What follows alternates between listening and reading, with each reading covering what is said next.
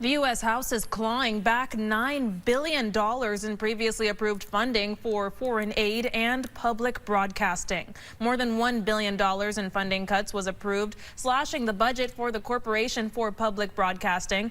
It was a priority for the GOP as party leaders, including the president, accused outlets like NPR, PBS, and their member stations of biased reporting.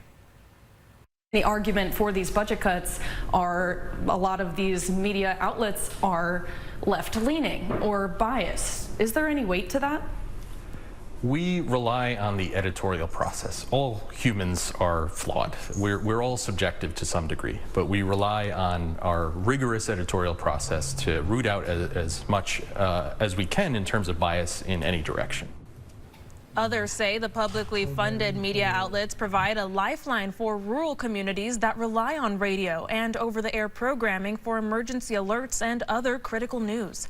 Our Claire Jones finds out what impacts the funding cuts will have on some of our local affiliates. This is Vermont Public Classical, 90.1 WOXM Middlebury. Anywhere in Vermont, you can turn on the radio and tune in to Vermont Public. We deliver not only weather updates and news, but emergency information.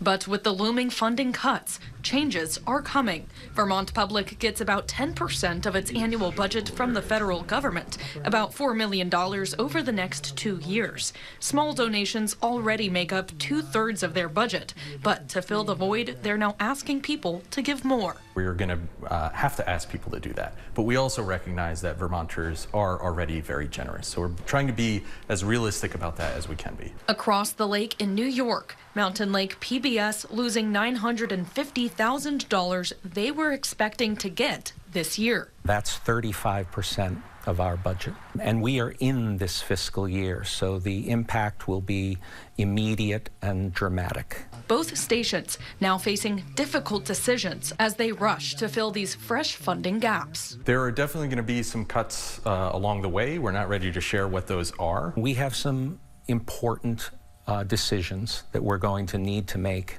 In Colchester, Claire Jones, Channel 3 News.